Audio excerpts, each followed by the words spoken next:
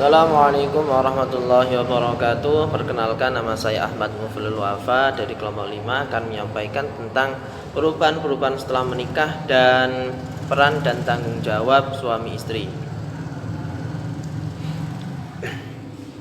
Teman-teman, bahwa pernikahan merupakan pintu untuk memasuki jenjang kehidupan berumah tangga.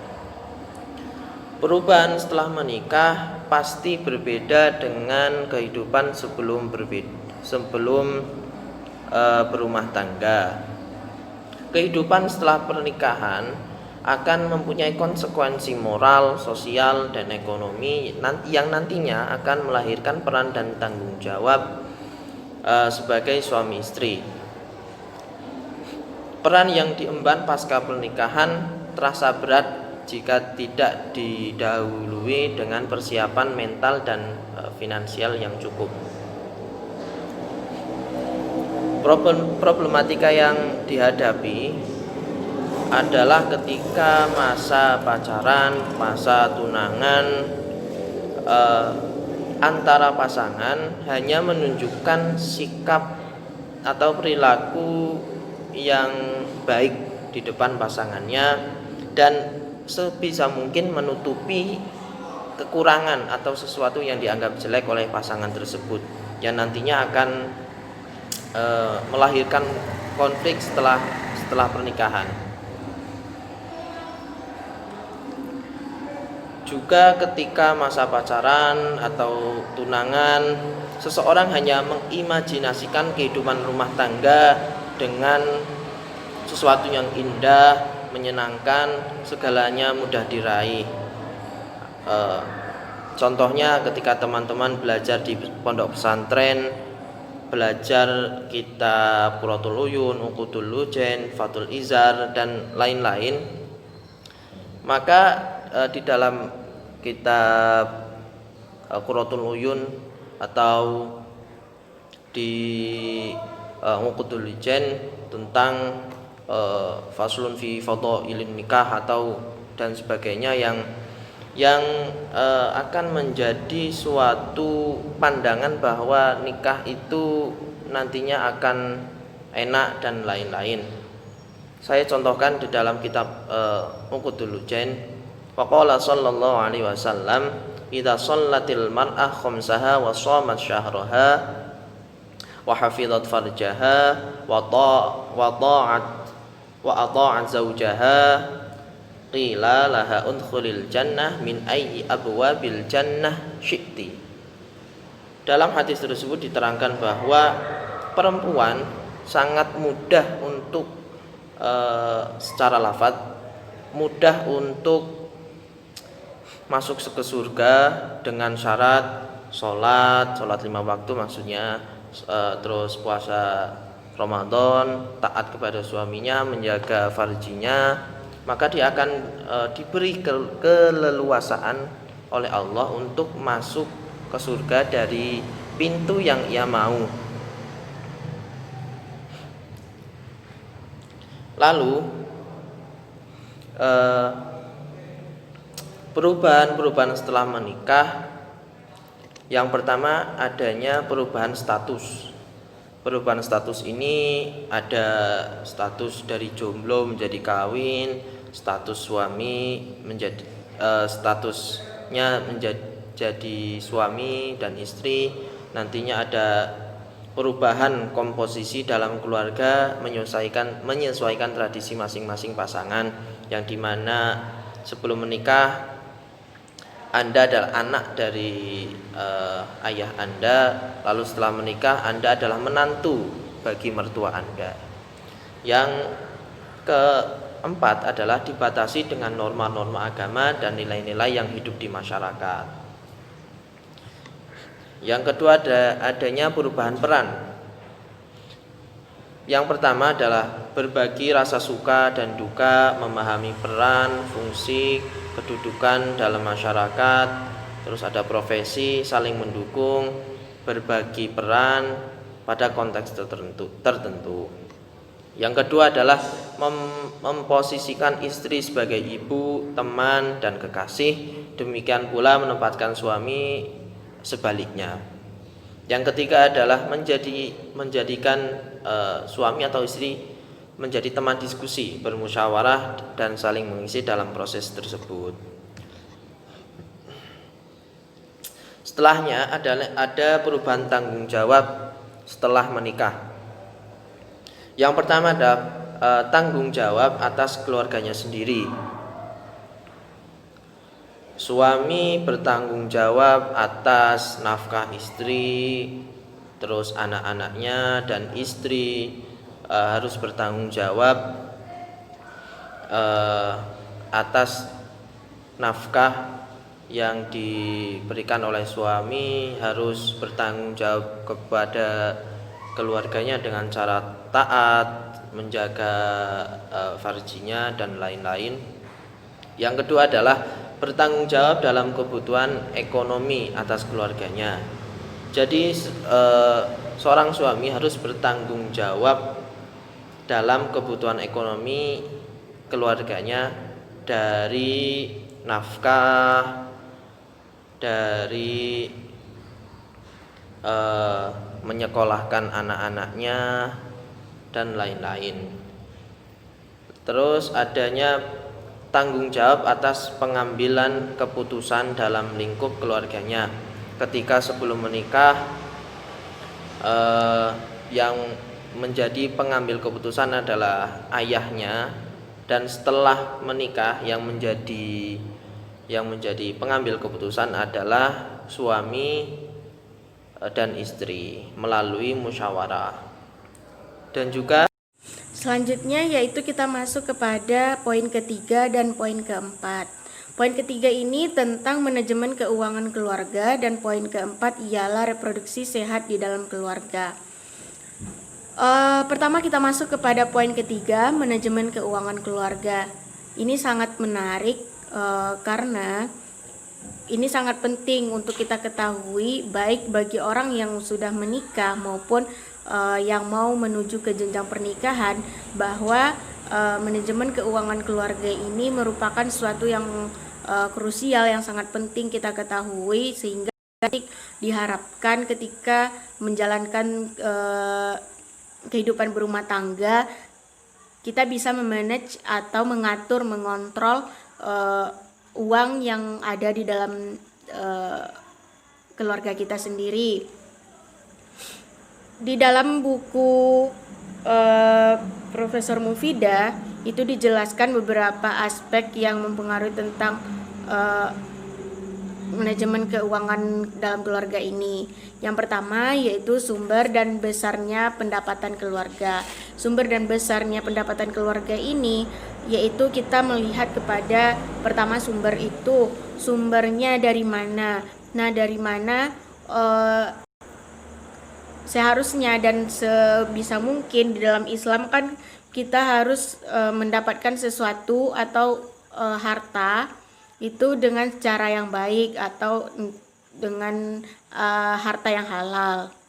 Jadi sebaiknya dan seharusnya keuangan di dalam keluarga itu berasal dari sesuatu yang baik dan yang halal, sehingga nanti berkah bagi keluarga tersebut. Seterusnya besarnya pendapatan di dalam keluarga. Besar pendapatan keluarga ini kan nanti berbeda-beda masing-masing keluarga. Kenapa perlu kita ketahui besarnya pendapatan? Karena biar nanti kita bisa memanagenya dengan baik. Ketika besar pendapatan kita segini, maka yang perlu kita misalnya kita beli ya ini, dapatnya ini. Jadi kita tahu untuk membelanjakan harta itu. Seterusnya jenis dan besarnya pengeluaran. Jenis dan besarnya pengeluaran ini tentang perlu, penting atau tidak perlukah sesuatu ini. Kita melihat kepada penting atau perlu atau tidak perlunya sesuatu yang di dalam pengeluaran ini. Pastinya kebutuhan atau yang keperluan di dalam rumah tangga itu bisa kita bedakan menjadi dua, yaitu kebutuhan primer atau kebutuhan pokok seperti pengeluaran bulanan seperti untuk bahan masak bagi istri, dan juga seperti yang mendesak itu kayak bayar, misal kalau yang kontrak bayar kontrakan. Nah, itu seperti itu kebutuhan primer. Dan juga bisa dibilang kebutuhan primer ini sandang, pangan, papan. Nah, juga yang selanjutnya adalah kebutuhan kebutuhan sekunder, primer, sekunder. Kebutuhan sekunder ini yang belum mendesak, kira-kiranya yang belum mendesak. Jadi kita tahu mana yang penting dan mana yang enggak. Jadi pengeluaran kita itu bisa difilter. Selanjutnya adalah tabungan. Kalau untuk tabungan ini saya sarankan, juga bukan saya sih, tapi kita lihat bahwa tabungan ini sangat penting, baik bagi orang yang berkeluarga maupun kita sebagai masih yang single itu, karena nanti tabungan ini berguna di suatu hari ketika hal-hal yang mendesak, dan di kemudian hari sangat berguna. Jadi ketika ada tabungan kita nanti bakal berguna. Seterusnya pencatatan dan monitoring. Ini sangat penting juga, pencatatan dan monitoring ini untuk kita mengetahui nanti bagaimana catatan pengeluaran di dalam pemasukan sama pengeluaran di dalam keuangan keluarga kita sendiri. Jadi misalnya kita tidak ragu dan tidak mikir-mikir kemana uang kita habis, karena kita ada catatan. Dan selanjutnya yang terakhir yaitu kebiasaan bermusyawarah di dalam keluarga. Kebiasaan bermusyawarah di dalam keluarga ini sangat-sangat penting, dikarenakan bagaimana, apalagi yang bersangkutan dengan finansial ini. Jadi suami sama istri itu harus menjaga komunikasi dengan salah satu bermusyawarah, merencanakan atau memplanning sesuatu dengan keuangan keluarganya, mengevaluasi. Jadi musyawarah ini penting, jangan sampai miskomunikasi antara suami dan istri tentang uang. Karena kita lihat di lapangan, uang ini sangat sensitif sekali, dan finansial itu merupakan sebagian besar penyebab dari keluarga-keluarga yang bisa bikin suami istri berantem. Nah, itu disebabkan yang besar juga termasuk kepada finansial. Nah, mungkin itu tentang manajemen keuangan keluarga. Jadi teman-teman, kita harus paham nanti bagaimana pengeluaran dari, jangan sampai kita hanya abai tentang pengeluaran atau keuangan di dalam keluarga kita. Kita harus pandai-pandai untuk mengeluarkan kebutuhan yang mendesak, misalnya untuk keperluan anak atau yang lainnya. Mungkin itu untuk manajemen keuangan. Selanjutnya kita masuk kepada reproduksi sehat di dalam keluarga.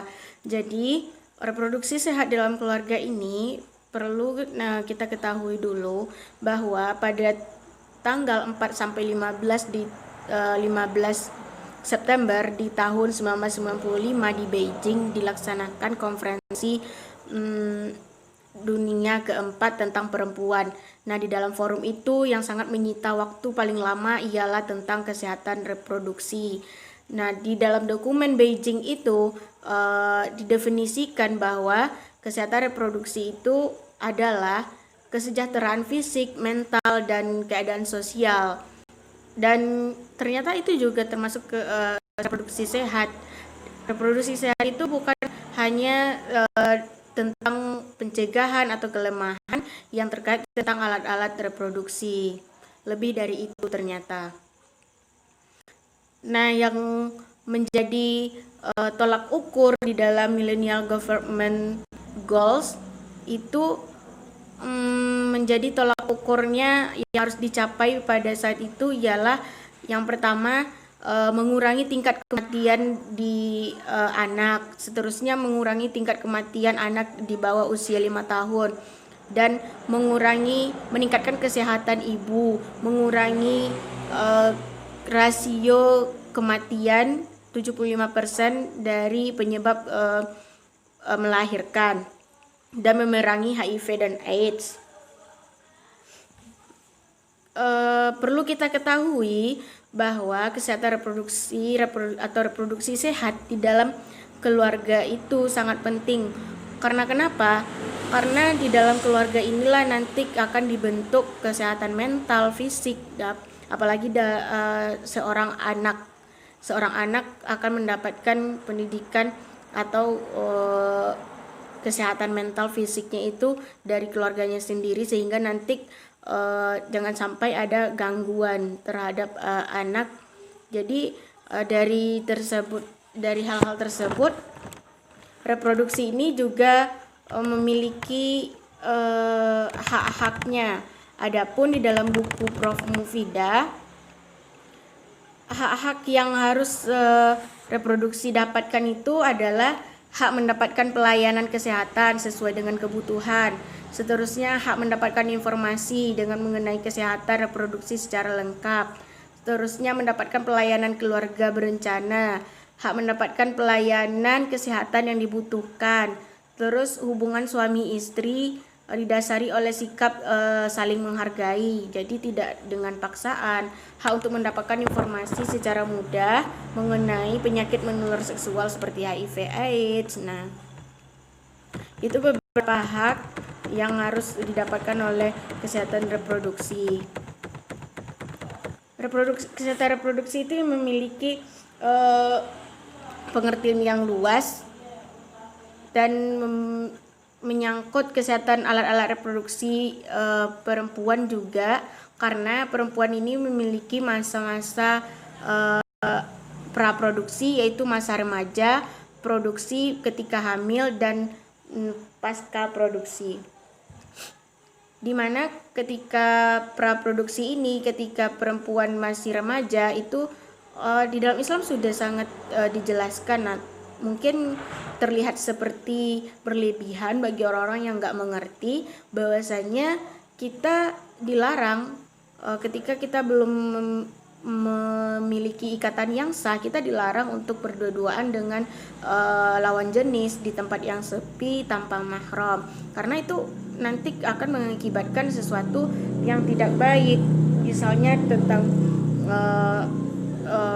seksual. Nah, jadi di situ sudah diajarkan oleh Islam bagaimana kita menjaganya ketika kita masih remaja, dan juga ketika produksi, ketika wanita hamil, dijelaskan juga Al-Quran bahwa kalau wanita ini sedang hamil, dia akan berada di dalam keadaan yang lemah. Nah, disinilah nanti peran suami atau laki-laki yang menjaga kesehatan mental, fisik perempuan atau istrinya yang lagi hamil. Sesuatu yang gak bisa dikerjakan oleh istri maka diambil alih oleh suami. Seterusnya yang ketika menopause, nah ini juga kita dianjurkan untuk menjaga kesehatan reproduksi kita. Mungkin itu dari saya tentang kesehatan reproduksi sehat dalam keluarga dan manajemen keuangan. Jadi dilanjutkan oleh teman saya. Pada kesempatan kali ini saya akan membahas mengenai keluarga berencana, aborsi, dan HIV/AIDS. Oke, yang pertama kita akan membahas mengenai keluarga berencana. Apa sih keluarga berencana? Keluarga berencana yaitu usaha untuk mengontrol jumlah angka kelahiran, di mana dengan tujuan supaya bayi yang lahir dapat disambut dengan bahagia dan penuh rasa syukur dengan menggunakan alat pencegah kehamilan. Oke, sekarang kita akan membahas mengenai perencanaan keluarga berencana berkeadilan gender. Seorang perempuan dapat menolak kehamilan, dan hal ini dianggap logis dan perlu mendapatkan perhatian yang sungguh-sungguh terutama dari suami apabila kehamilan tersebut dapat menyebabkan terganggunya kesehatan reproduksi. Kemudian mayoritas ulama juga berpendapat bahwasannya anak merupakan hak bersama antara suami dan istri. Maka selain mendapatkan hak kenikmatan seksual, seorang istri juga berhak menentukan kapan ia akan memiliki anak dan jumlah anak yang ia inginkan.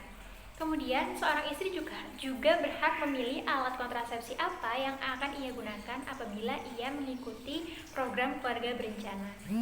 Di dalam Al-Quran memang tidak ada ayat yang secara khusus membahas perkara masalah KB ini. Namun Islam membiarkan KB dapat dipahami sebagai bolehnya KB dalam konteks hukum Islam. Tentunya konsep keluarga berencana ini berbeda dengan aborsi, di mana keluarga berencana ini mengatur kelahiran. Sekali lagi, mengatur kelahiran dengan mempertimbangkan berbagai aspek yang mementingkan kemaslahatan, entah itu bagi bayinya, ibunya, masyarakat, dan juga negara. Meskipun dalam Al-Quran tidak dijelaskan secara rinci mengenai persoalan KB ini, namun isu ini tetap menjadi isu kontemporer yang perlu direspon dengan tetap meletakkan koridor etika Islam. KB dapat mencegah beberapa hal seperti kehamilan terlalu dini, kehamilan terlalu tua, jarak kehamilan yang dekat, terlalu sering hamil, dan juga melahirkan. Oke, sekarang kita beralih ke pembahasan yang kedua, yaitu mengenai aborsi. Apa sih aborsi itu? Aborsi berasal dari bahasa Latin abortus yang artinya gugur kandungan dan berasal dari bahasa Arab al-ijhad yang artinya menggugurkan kandungan yang kurang pada masanya. Nah, jenis aborsi sendiri ada dua ya. Yang pertama abortus spontaneus dan juga abortus provocatus. Oke, kita bahas satu persatu. Yang pertama yaitu abortus spontaneus. Abortus spontaneus ini merupakan aborsi yang tidak sengaja, bisa disebabkan karena beberapa penyakit seperti sifilis, TBC, demam tinggi, penyakit ginjal, dan bahkan kecelakaan. Para ulama menyebut ini sebagai isqat al-afu, yakni aborsi yang dimaafkan karena tidak menimbulkan akibat hukum. Oke, sekarang kita akan membahas mengenai abortus provocatus. Abortus provocatus ini juga dibagi menjadi dua. Yang pertama, aborsi artificial therapicus dan juga aborsi provocatus criminally. Yang pertama, kita akan membahas mengenai aborsi artificial therapicus, yakni aborsi yang dilakukan oleh dokter karena adanya indikasi medis. Nah, para ulama menyebut ini sebagai isqat al-daruri, yakni aborsi karena darurat atau pengobatan. Yang kedua yaitu ada aborsi provocatus criminally, yakni di mana aborsi ini dilakukan karena seseorang telah melakukan hubungan di luar nikah atau mengaborsi karena kehamilan yang tidak dikehendaki. Nah, para ulama ini menyebutnya dengan isqat al-ikhtiyari. Tinjauan aborsi menurut hukum Islam dapat dilihat pada surat Al-An'am ayat 151 dan juga Al-Isra ayat 31. Dalam hal ini, para ulama itu tidak memperselisihkan tentang haramnya hukum aborsi setelah ditiupkannya ruh ke dalam janin. Namun ada Abu Syauman dalam bukunya yang berjudul Hukum Aborsi dalam Islam. Di sana beliau berpendapat bahwasanya seseorang boleh melakukan aborsi apabila dengan kehamilan tersebut dapat membahayakan jiwa dari sang ibu. Tentunya beliau berpendapat seperti itu dengan beberapa alasan. Yang pertama karena kecanggihan teknologi, dan yang kedua juga disebabkan karena kaidah syariah yang berbunyi apabila terdapat dua kerusakan yang harus dipilih, maka pilihlah yang terbesar di antara keduanya dan langgarlah yang terkecil di antara keduanya. Dampak psikologi dari depresi yakni trauma dan juga depresi, di mana seorang pasien yang setelah melakukan aborsi pasti akan mengalami goncangan psikologi, di mana dia akan terus dihantui dengan perasaan bersalah dengan keputusan yang telah ia ambil. Oke, sekarang kita ke pembahasan yang ketiga, yakni HIV/AIDS. Acquired Immune Deficiency Syndrome atau AIDS merupakan penyakit yang disebabkan oleh Human Immunodeficiency Virus (HIV) yang menyerang sistem kekebalan manusia dan dapat menyebabkan manusia ini menjadi rentan terkena infeksi dan juga kanker. Virus ini bisa tersebar melalui jarum suntik, transfusi darah, melakukan hubungan seks, dan lain sebagainya. Berikut dampak psikologis dari pengidap HIV/AIDS. Yang pertama, dia pasti akan merasa dikucilkan dari lingkungannya, merasa kehilangan kepercayaan diri dan juga masa depannya, rasa depresi dan juga keinginan yang tinggi untuk bunuh diri. Oke, sekian dari kelompok 5, kurang lebihnya mohon maaf. Wassalamualaikum warahmatullahi wabarakatuh.